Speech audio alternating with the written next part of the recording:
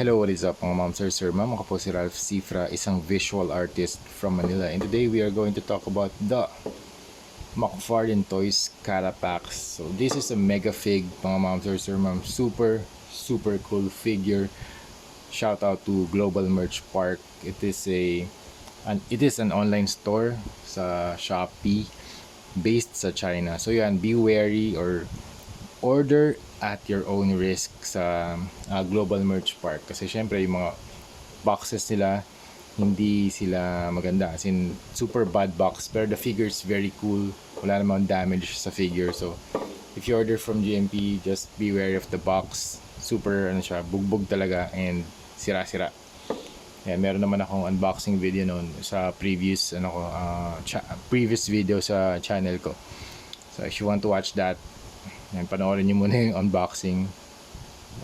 Nakakatuwa lang din yung unboxing kasi bad box siya, pero yung figure naman okay naman siya. Goods naman yung figure, wala namang any defect sa joints din. So chinek ko na rin to and tara review na natin. Okay, so if you order from GMP, order at your own risk. Okay, so ang accessories niya ay dalawang alt hands lang. Yan, open palm hands. This stands around 8.5 inches tall. Kung kasama yung mga thrusters or thrusters ba to sa likod, around 9 inches tall na siya. So, this is a mega fig, super nice. Laki. Tapos meron din siyang stand and meron din siyang card pala. Yan. So yung kulay niya para siyang dark red. Parang nga siyang terracotta. May hint din ng brown. Teka, wala akong pointer. Okay. So start tayo sa sculpt. The sculpt is very angular.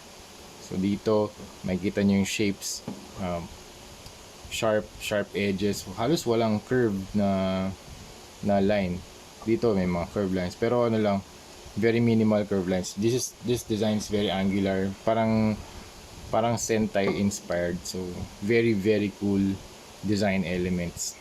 Ganda rin ang silhouette niya. Teka, zoom out ko.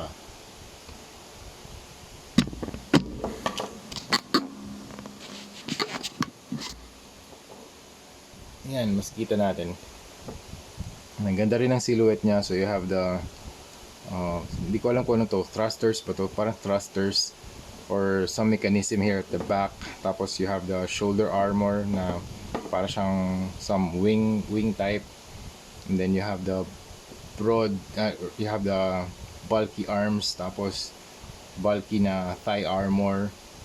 Then you have the very angular na legs and chest design. So parang ang sarap i-customize nito, kaya pinrimer ko na agad yung isa. Ito na yung naka-black primer na siya, kinocure ko na yung paint.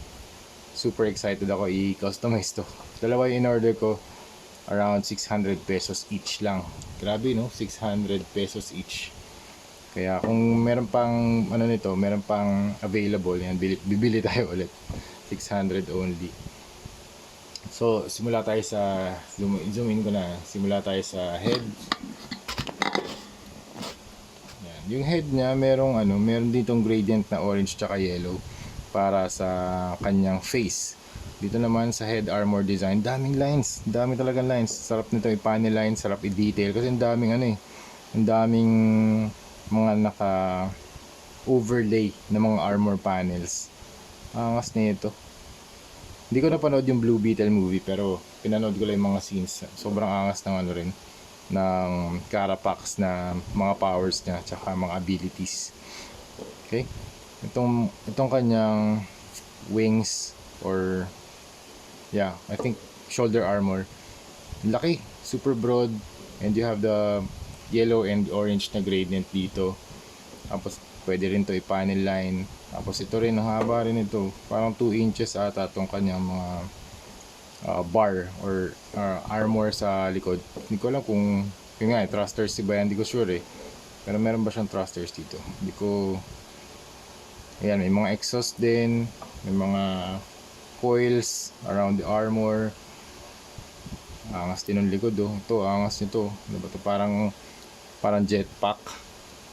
Angas ito rin Para siyang may mga lines din dito sa ilalim. 1, 2, 3, 4, 5, 6, 7. Yan, angas. Dito naman sa chest, parang reminiscent din sa ano no, sa Iron Man armor. Ang ganda. Ang daming overlay na mga armor panels. Tapos dito sa kanyang stomach, black siya. So mixture siya ng dark red / brown, parang brown red, tapos dito black. And then you have the orange accents, and then you have the yellow accents too. Tapos dito may mga yellow, may mga orange din na mga parang lights. Parang siguro may ilaw yan eh. Tapos may mga ano pa siya, mechanical details, super daming, sarap to detail, grabe.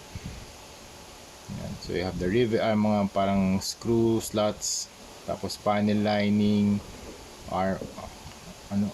gauntlet na armor panel, then you have the fisted hands. Tapos dito may mga inner workings pa ng suit. Then you have the rib area, stomach area, groin, the hips. Super nice. Look at the hip armor, grabe, lupit. Sarap siguro nito, pailawin din ito pag kinostomize natin. Ito parang heat coil or something cooling. Hindi ko lang, baka kinukool na yung suit eh. Parang liquid cooling. Parang may dumadaloy dyan na liquid. Hindi ko lang sure pero parang ganun yung design niya sa mga PC. Tapos ito yung paa, okay naman, wala nang problema. Okay, sa articulation, zoom out na natin. Yan, for articulation, head up, okay, good. Down, 360, okay, can rotate 360. Tapos itong wings, ball joint siya, so pwede nyo i-articulate. Tapos yung, ito hindi ito nagagalaw. Tapos yung arms can go up, down, may rotation din dito. Actually walang cut dito eh, isa lang. Rotation, tapos hindi siya double jointed, isa lang. Hanggang 90 lang siya, 90 degrees lang, ayan, ganyan lang. Ayan. Tapos dito sa waist, okay, can rotate 360, okay. Oh, tama, pwede maikot yan. Tapos may cut din dito. Ayan, pwede nyo ring meron din siyang ab crunch, okay. Tapos dito rin meron din siyang rotation dito sa waist. Tapos dito sa paa, can move up. Medyo flexible tong part na to, kaya pwede siyang makakick ng mas mataas. Tapos double jointed yung kanyang paa, yung kanyang knee. Tapos meron pang toe articulation. Tapos alam ko nagagalaw din ito eh. Nasaan na ba yun? Itong feet niya. Ayun o. Ayan, umiikot din to. May twist din. Ayan. So overall, this is a very very nice action figure for display. Grabe, actually for display tsaka playability, super nice, grabe. Kung meron kayong Blue Beetle na McFarlane Toys na action figure, it's very very cool to post with a Blue Beetle. Also yung Blue Beetle statue, okay din yun. Sige, tingnan natin sa Global Merch Park kung magiging available sila. Okay, i-customize na natin to. I'll see you sa next video. Bye bye.